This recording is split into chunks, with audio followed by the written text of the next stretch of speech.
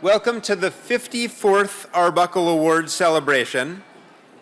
It's great to see everyone here tonight, and this is an incredible turnout for tonight's honoree, Mary Barra.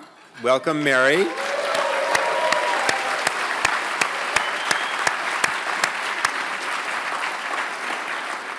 And I want to welcome all of Mary's friends and family members as well, including her husband, Tony, who's here with us.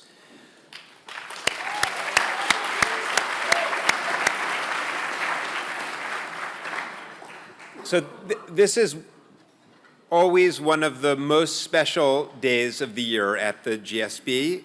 The Arbuckle Dinner is a particularly special tradition here because it brings together GSB alumni, faculty, students, and staff.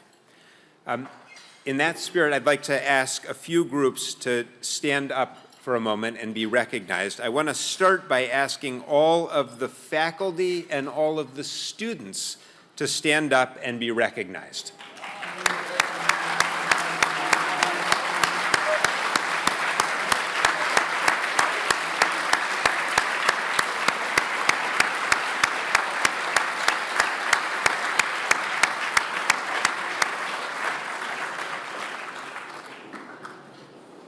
And now I want to recognize, so we've sat you, as you've probably noticed, if you're a student or a faculty member, with the alumni or friend of the school who has supported you. So I'd like to ask all of the fellowship and the faculty, donors, and guests to stand and be recognized.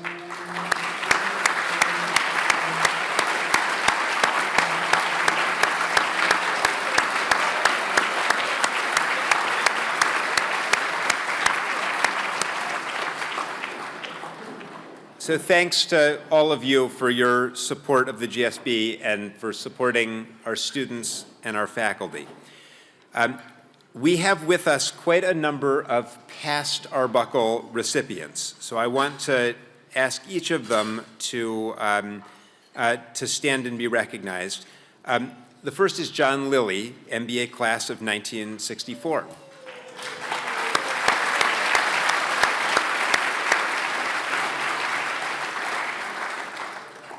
Then we have Laura Esserman, MBA class of 93, and also MD 83, and her husband, Michael Endicott.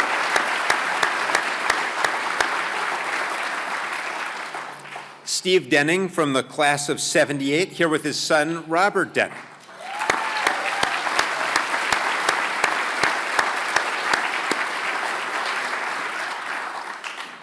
Bob Joss, class of 67, with his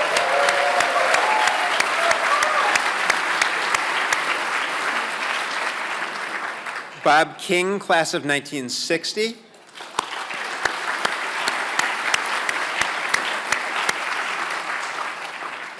Becky Morgan, class of 78.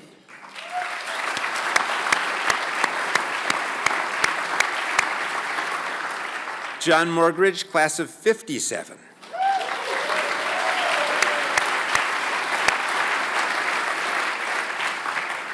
Mark Wolfson of our faculty.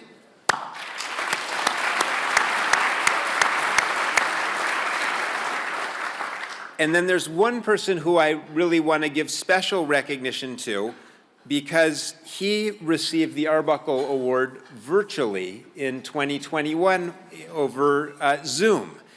And he has returned for his first in-person Arbuckle Award tonight, and that is Riley Bechtel.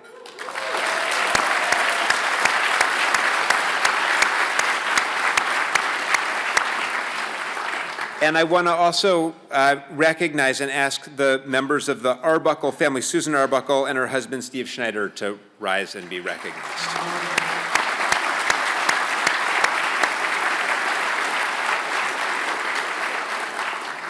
So the Arbuckle Award is a tradition at the GSB. So I want to just share a little bit of background that some of you will know, but not all of you, particularly those of you who are students, new students at the GSB. Ernie Arbuckle was the third dean of the GSB. He served from 1958 until 1968, which was a period of transformation both for the school and for the university and for business education. And Ernie Arbuckle was, in a way, really the person who set the Graduate School of Business on a course for excellence in management education that has endured to this day. I think could be said that he, in a way, helped to invent the modern model of business education here at the GSB. And that came about partly spurred by a study that had been done just prior to his deanship by the Ford Foundation. He recognized that management education, there was a crisis at the time in management education, which was largely taught by the case method, which had been invented by another business school, that it needed to be reorganized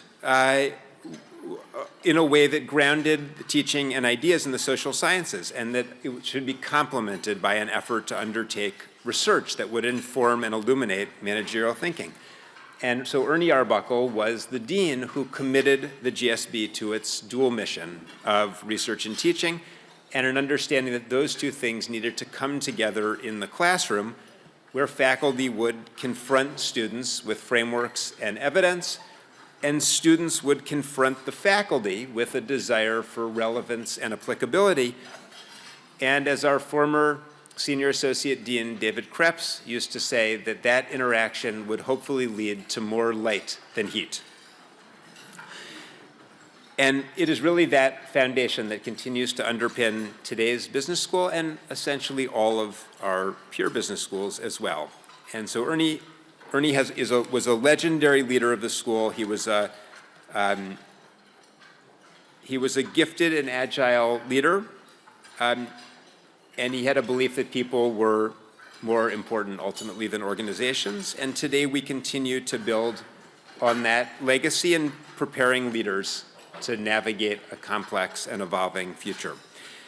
And I will say, probably today more than ever, great leadership is needed all over the world, in organizations, private sector, government, social sector.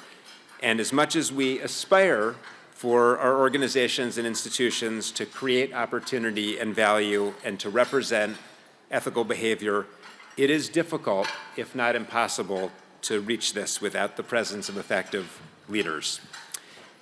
The Arbuckle Award demonstrates a commitment on the part of a GSB friend or alum to do just that. And in that sense, it's very fitting that we've come together to honor Mary Barra. And I want to recognize one more group, because Mary was in the class of 1990, and I think the class of 1990 has really turned out for her.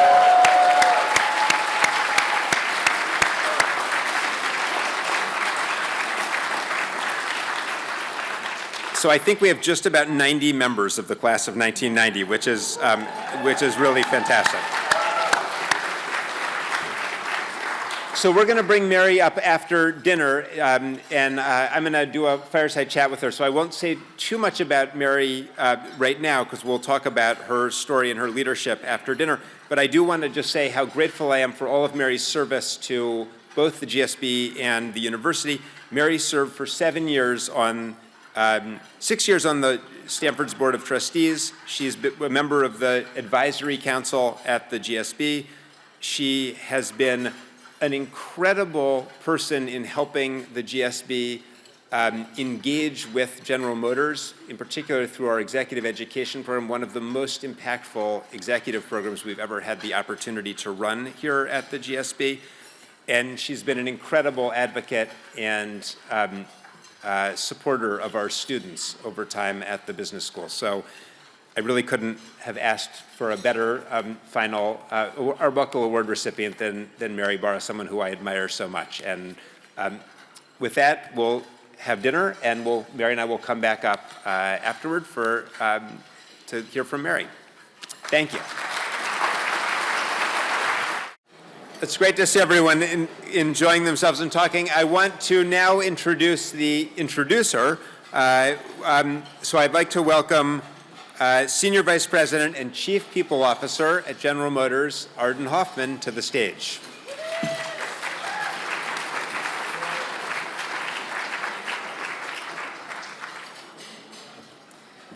Amazing. Thank you. It's so great to be here. And I am Arden Hoffman, and I have worked with Mary for about a little over 5 years. So it's a real honor to be able to introduce her to all of you. For those of you who don't know her, not the class of 90, obviously, but everyone else. So it's really, I'm going to start with facts of why Mary is standing on this stage tonight, and then I'm going to tell you more facts that you're not going to hear in a magazine article or in a story, and why she should be on this stage. So, facts. She is the chair and CEO of General Motors. She is a second-generation GM employee. Her father worked at GM as well. She has been at GM for over 40 years.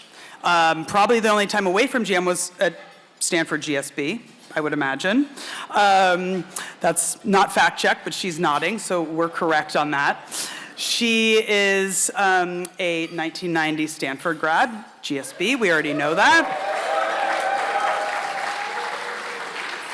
And then a few other things. So this is her 10-year anniversary as CEO of General Motors. So amazing. And it's a very small group. So she is, I want to make sure I get she is one of the top 10 longest tenured Fortune 500 CEOs. And she is the longest tenured female CEO of a Fortune 100 company.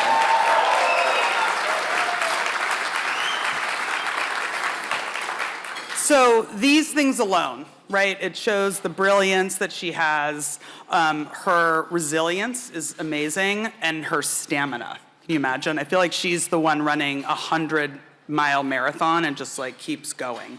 It is an honor to work with her, and it's an honor to be up here tonight to introduce her to you. But I want to talk about the good stuff.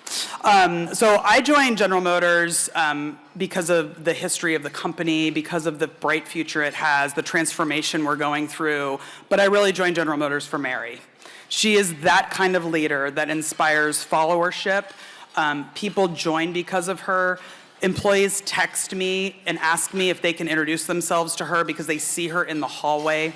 And I am 100% confident that I am one of many people who has joined General Motors and stays at General Motors because of Mary.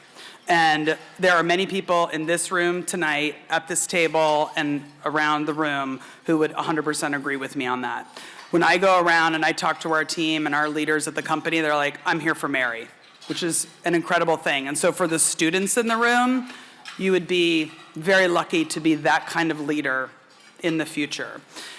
Now, I'm saying this, Mary would not say this. She would never talk about this. For her, it's all about the team, and it's all about having great people. But the reality of it is, we all know, as people in the business world, in any organization, that it takes a great leader to bring great people on board, to keep them motivated.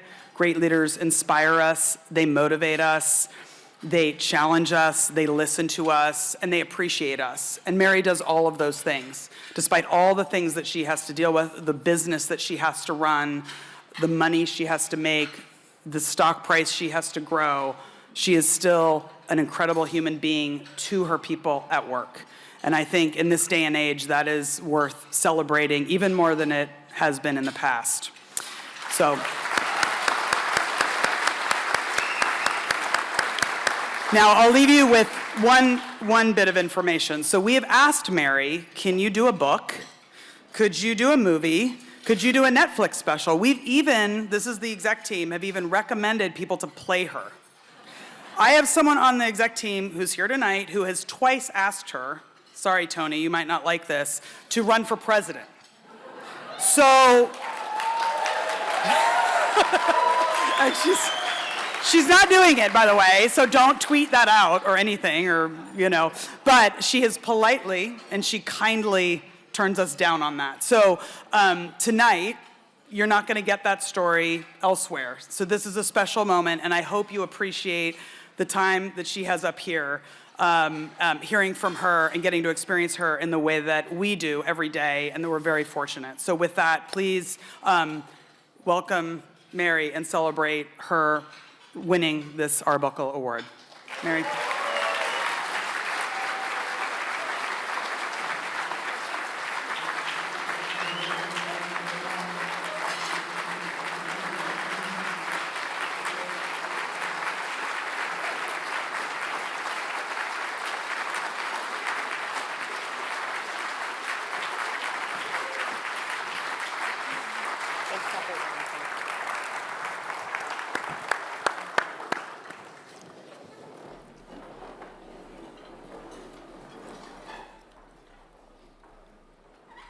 Okay, Arden, thank you for that great introduction. Mary actually tried to get up and leave right toward the end because she thought it couldn't get any better.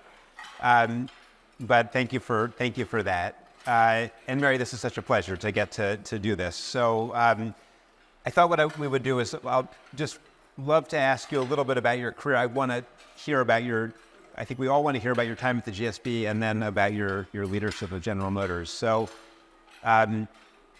So I think maybe not everyone in the room knows the story of how you got started at General Motors when you were 12 years old. No, actually not that much. I wish. Older than that, actually, when you were 18 in a co-op program. And tell us a little bit about how you got started and sort of what got you to General Motors and what you did to kind of start your career there. Well, I always loved math and science when I was a kid, but my father, as Arden said, was a die maker. So he worked for 39 years at General Motors, but my parents got married later, so my parents were older. So my dad actually retired from General Motors the year I graduated from high school.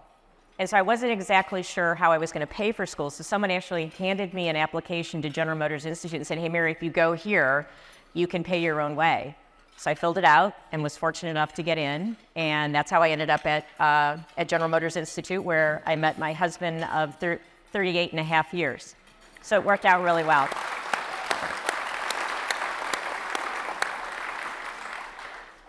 Okay, so you were working at General Motors, you're taking classes at what's now Kettering, and got your college degree, continued working, and then at some point you decided to come to Stanford Business School. So what brought you to Stanford Business School? So sometimes I think you just really get lucky. So Tony and I, by the way, Tony's my rock. He likes to be described as the wind beneath my wings. But he is my rock, and without him, because we were married, and so I'm working at General Motors, and they have this program called the Fellowship Program where you can apply, and General Motors will send you to school. And I was fortunate enough; I knew I wanted to get my MBA, and actually I had a plant manager whose sister was going to Stanford Medical School, and he's like, Mary, it's a wonderful school, you have to apply. Because I was thinking I'd go to a school closer to home because I'm married, my husband's going to stay and work. Anyway, long story short, I was able to get into Stanford. I did get waitlisted.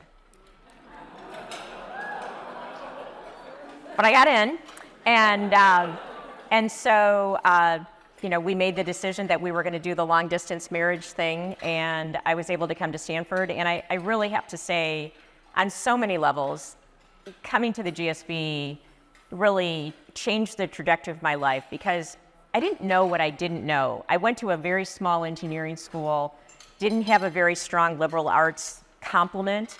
I'd lived in Michigan my whole life around the auto industry, and so coming to Stanford, learning from so many great professors that I want to just call out a few. Meeting the class of 1990.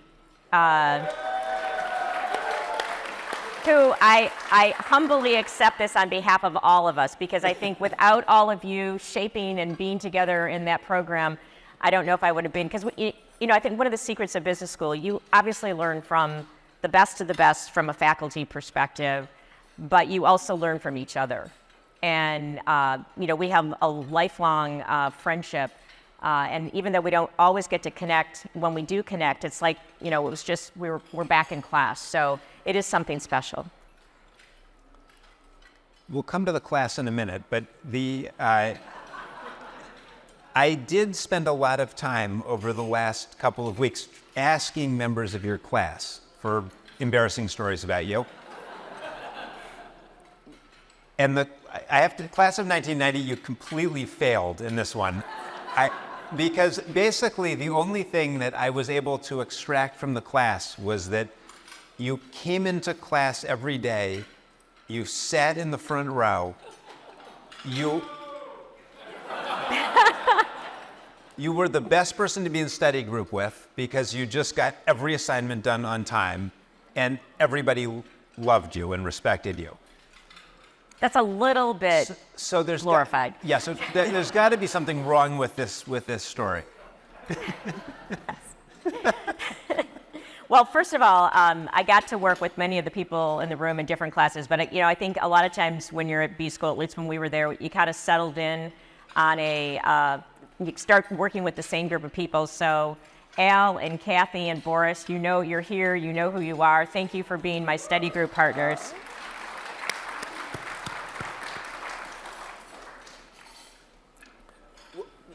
What do you think were the biggest things that you took? I mean, coming to San Francisco is pretty different because you'd been in Detroit, you'd been in Michigan your whole life, you'd worked in a plant, you went to school with other people from General Motors.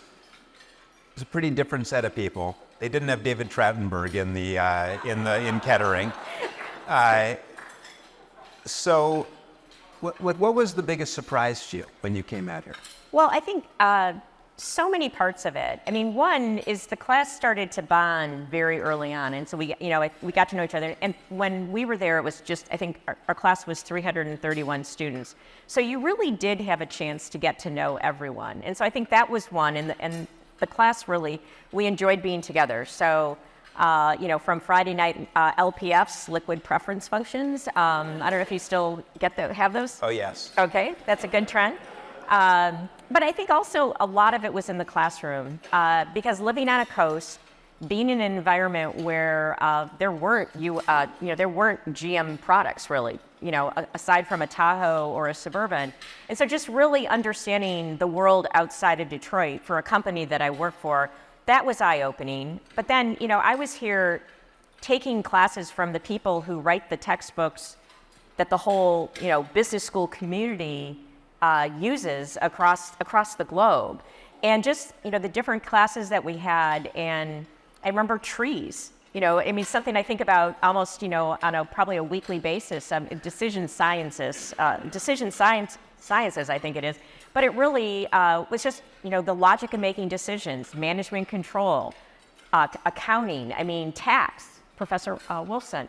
There were just so many classes that I just really didn't understand. Having gone to a very narrow engineering school for undergrad, I think it really just opened up for me the business world and all the things you really had to think about in a business. So it really did change my life because going back, I just looked at every job I had, even in the engineering world, very differently.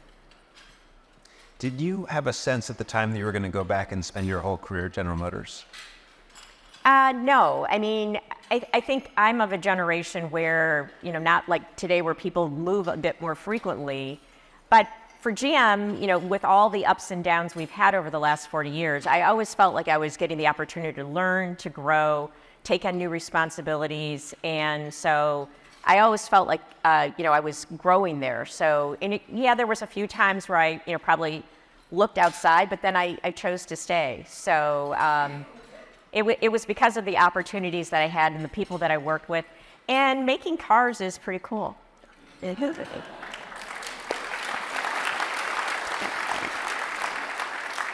So when you went back to General Motors, it was 1990, and then you had a series of jobs running plants and doing a whole set of things in production, operations and so forth.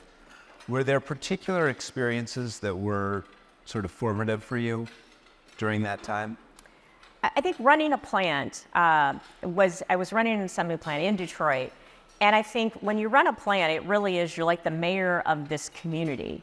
I learned that when you walk through the plant, I could be worried that, I have there's an issue, one of my kids is sick, but if you have a worried look when you walk through, they're like, what's going on?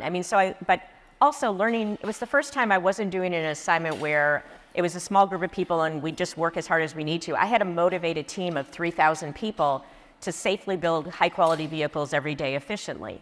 And so that was a huge learning moment for me. I think also when I had the opportunity to run HR as we were coming out of the bankruptcy, and the importance of culture, and as Arden knows, people do crazy things.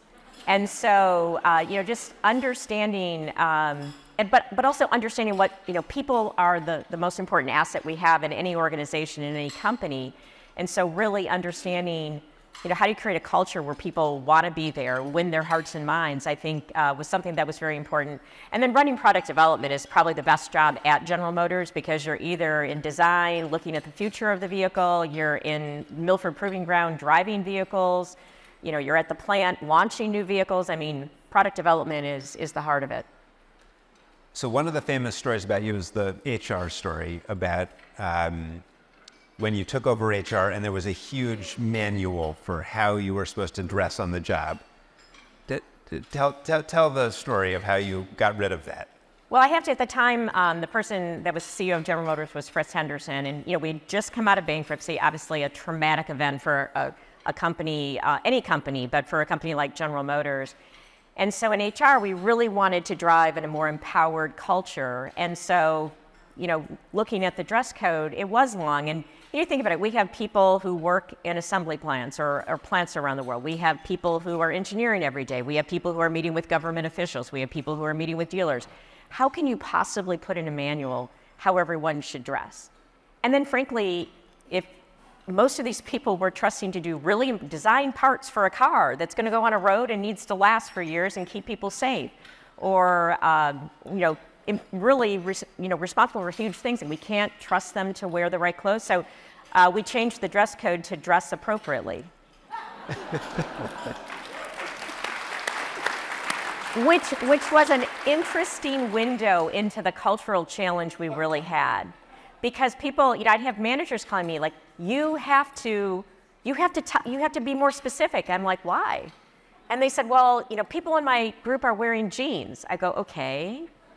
Why is that a problem? Well, every now and then at the last minute, and it was this empowerment. It was easy to say, hey, they, the infamous they are making us do this. And it really helped me understand that we really had to work on accountability and empowerment, but people being responsible for their own decisions.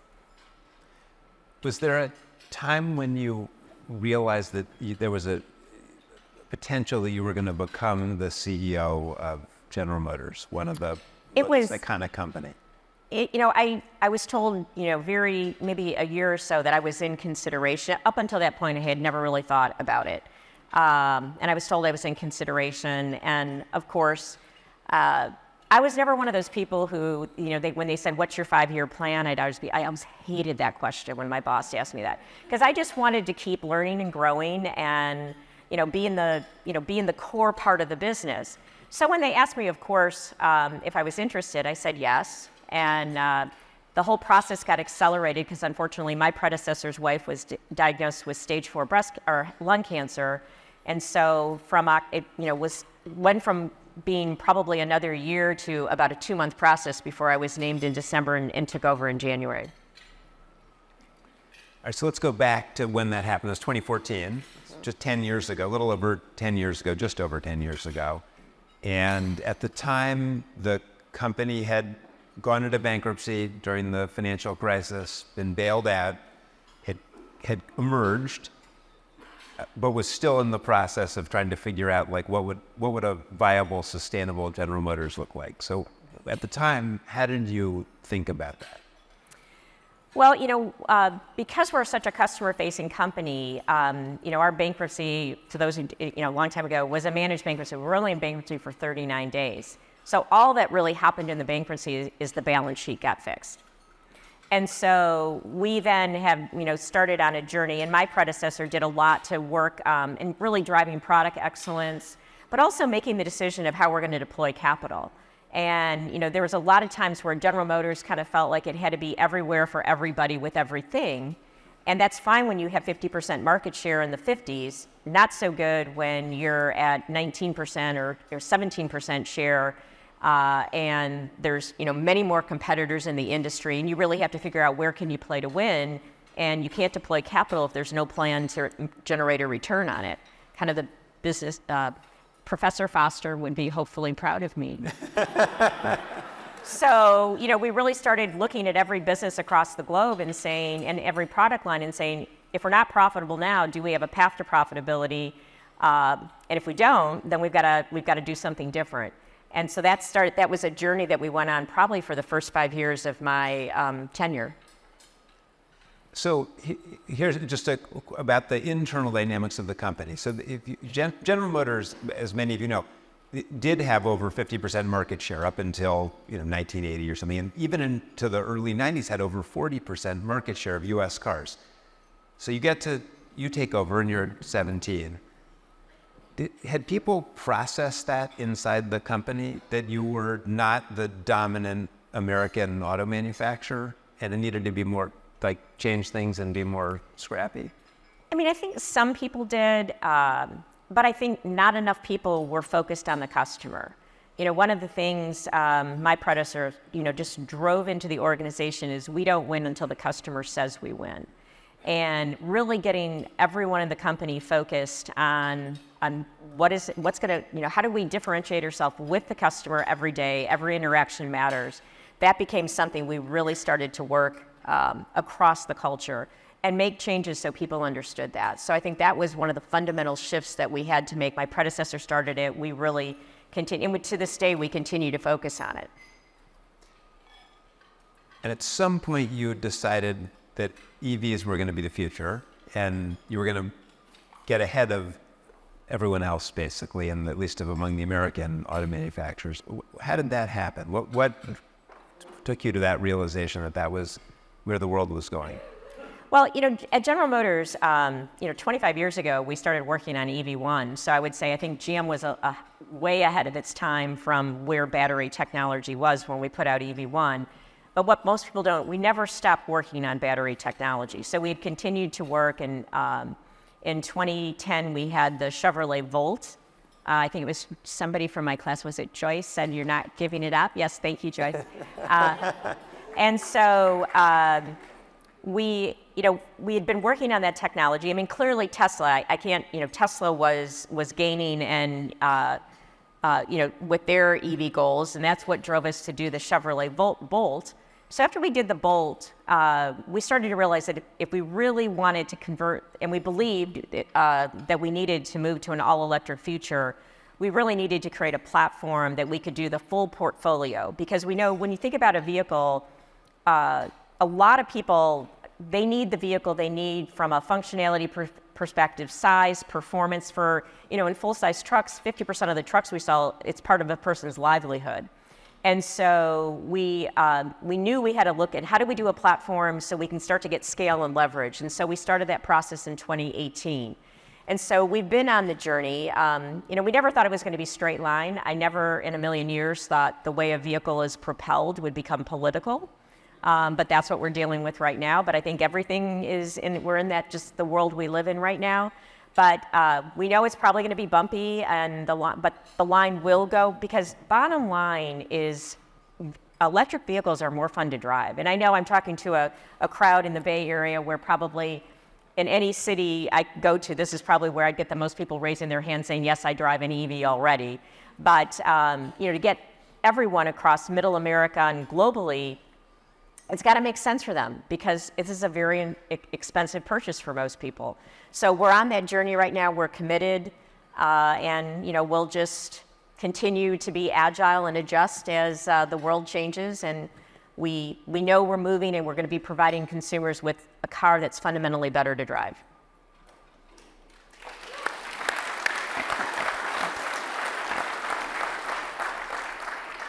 So I'm curious, that's a huge transformation for a company that has been for iconic in producing internal combustion engines. You have so many people who, probably like you, started young doing that, and now it's a different company. How did you sort of build support for that inside the company? Well, that is a really interesting point, because as we started, when we said we believe in an all-electric future, that was the first time when, the company kind of it took a pause. But really it was in, I believe, 21 when we said we plan to have all our vehicles be electric, all our light-duty vehicles be electric by 2035.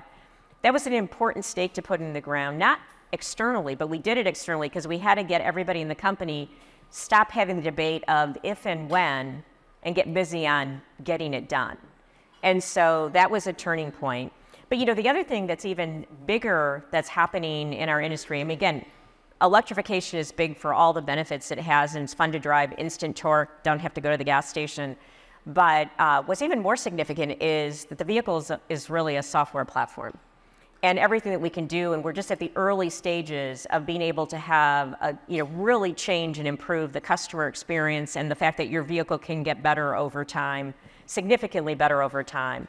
And we're in a lot of companies are doing it to different levels of success, but what we think we can do in the next handful of years, I think, is really going to change, again, and improve transportation. So there's many, and then autonomy.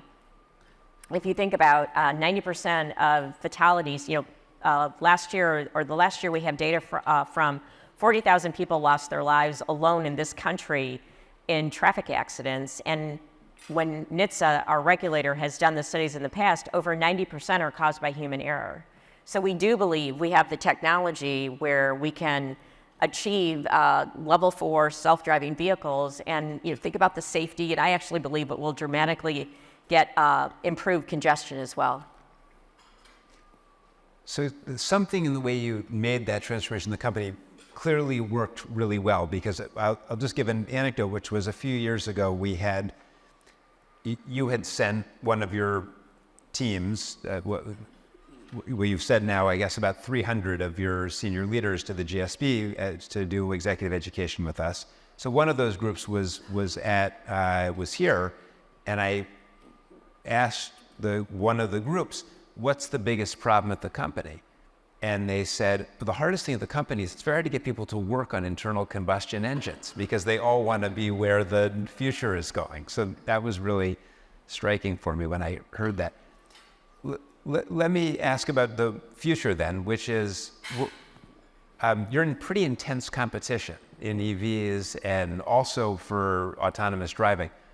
What's it going to take to be a winner in that area? What will you have to do to be the leading company in the country, if not the world? Well, I mean, you have the best product wins. But best product as defined by brands matter. The strength of the brand. General Motors has the highest loyalty in this country of any OEM from a brand perspective. That will matter, especially when people are making such an expensive purchase. That brand trust matters. Beautiful design. And I'm really proud, I think, our president who runs design and product development, I think, is one of the best car people in the industry. And I stand our product portfolio up to anyone, but beautiful design. The right portfolio, because people want what they want. They're not going to drive a sedan if they need a truck. So you've got to have the right portfolio, and it's got to be affordable. And so with the right technology. And I actually think from an auto perspective, there's really, it's total white space on having a really outstanding customer experience in the vehicle, and that connectivity that your phone just, is integrated appropriately, and you're leveraging information off the vehicle to make that driver's experience that everybody in the vehicle. So I think there's so much we can still do, but it has to be the best. You can't, and you have to do it affordably. So it is a intensely competitive industry. It's getting more competitive globally, but at the end of the day, people will pay within reason for something that they believe in, that's beautifully styled, that represents them. You mentioned before that things have become very political with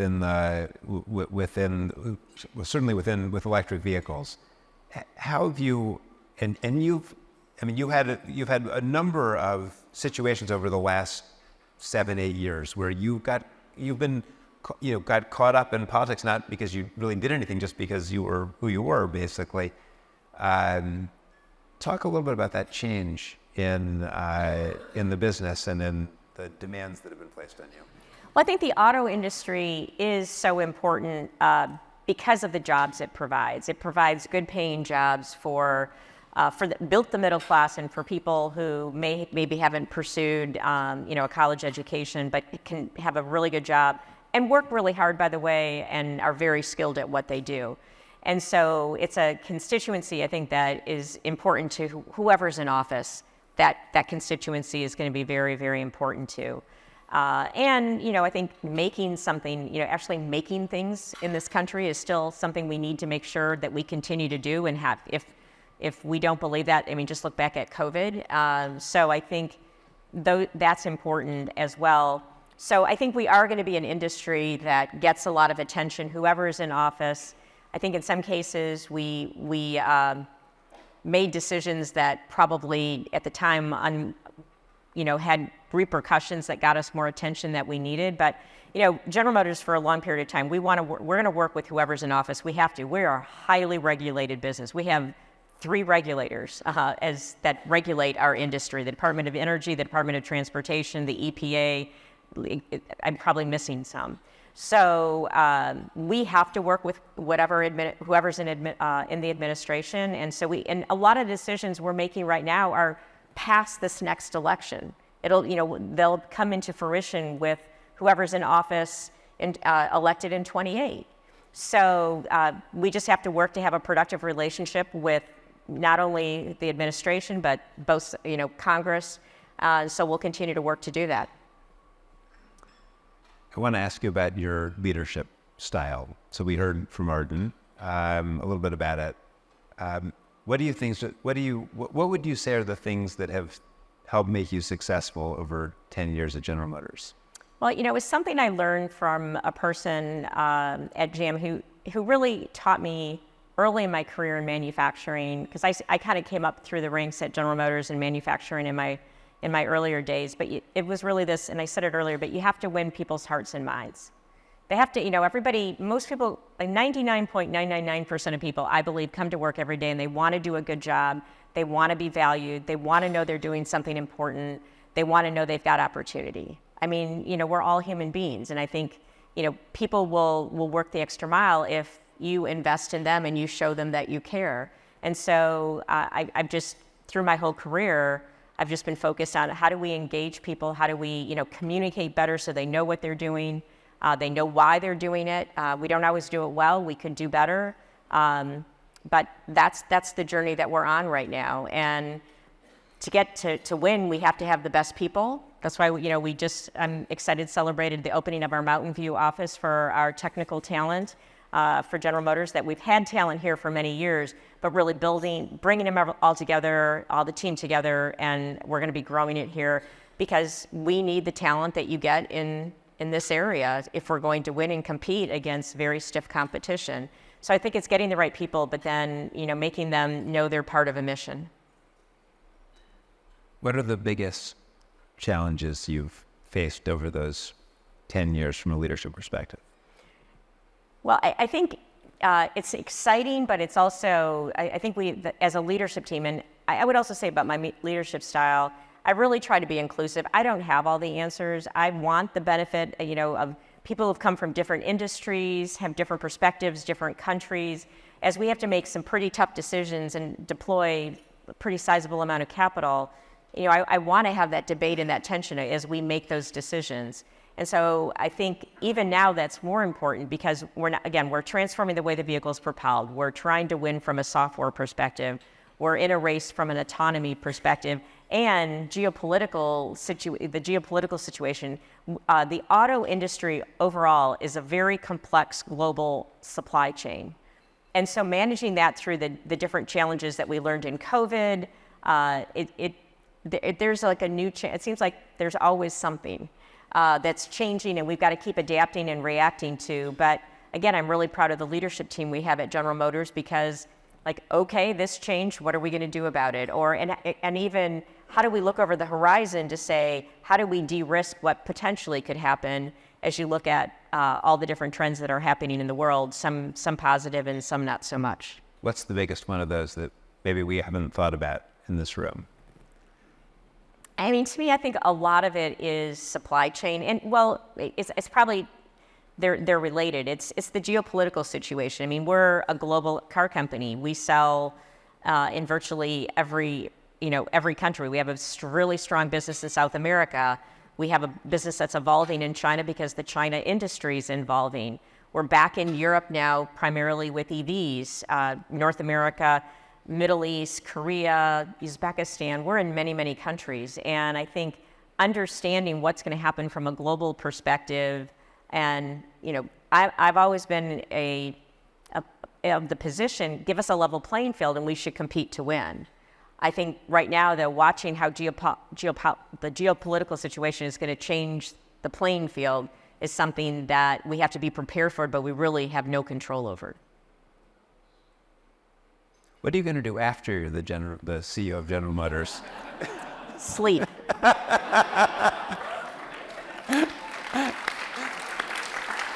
Okay.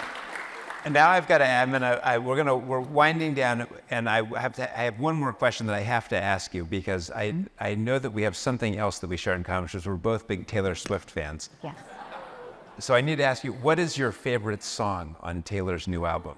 On her new album, so I've listened to the whole album, but I think you need to listen. I feel like the story or the songs are all interrelated. The Tortured Poets. I feel like, so I don't have one specific song, but I have to tell you, my husband, I did this when he was at home. Literally this one afternoon, I was very exciting, cleaning my closet. And I was listening to it, and normally I'm skipping, and I was like, no, every single song, I thought it had a story and a message.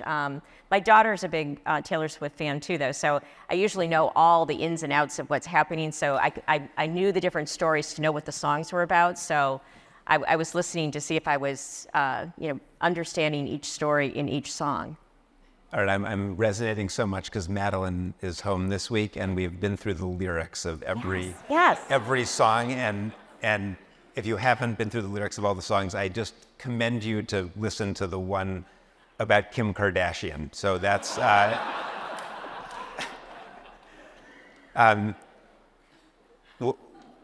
one more question. We've got a bunch of students here from the GSB. So if you could, you've been out now for almost 35 years from the GSB. If you could give one piece of advice to your younger self about what to do at the Stanford Business School and what the future might hold, what would you say to your younger self or to the students who are in the room tonight? Well, first, a few of us I want to thank Heidi and Dave Welch, who are here, for hosting a pre-cocktail party for the class of 1990. We were talking, we kind of would like next year's reunion to be 25 part 2. We're not really comfortable with 35 years. We like, 25. You want to stay in the dorm again? Yeah, maybe. So anyway, no, in all seriousness, one, recognize the opportunity that you have, the privilege that you have of being at the Stanford Graduate School of Business. To learn from some of the very best faculty, I think, on the planet. And so really, I remember Professor Wolfson, he was really mad at our class one day because it was clear the class wasn't prepared. And he had a right to be mad. But, I think a lot of us talked about it afterward, and we said, we have this this incredible opportunity, and we're not taking advantage of it. So, we've got to do the work to get the most out of the opportunity that we have here. So I would say, one, do the work and go to class prepared, because that's how you're going to learn more and you're going to be prepared for the world. The second thing is get to know your classmates. It's just, who you meet and the connections that you build, and you're never going to know how it's going to play out. But I hope you see with the resounding excitement of the class of 1990, and I accept this award on all of their behalf, that we have a special bond, 25 plus some amount of years later. So take advantage of the great learning opportunity, do the work, and make sure you take the time to get to know your classmates, because if you invest together, you're going to have a bond that's going to be something special for the rest of your life.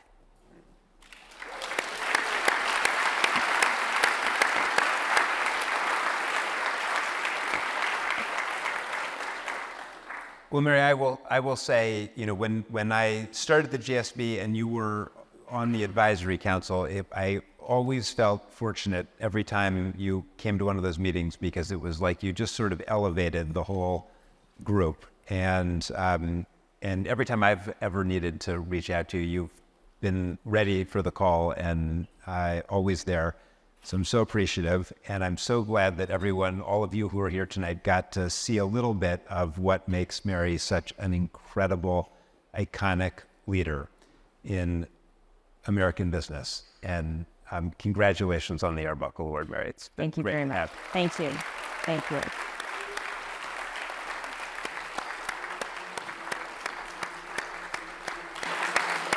And we have this.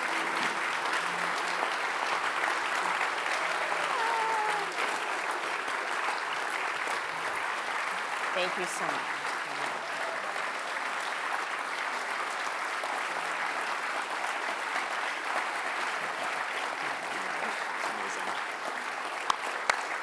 Thank you.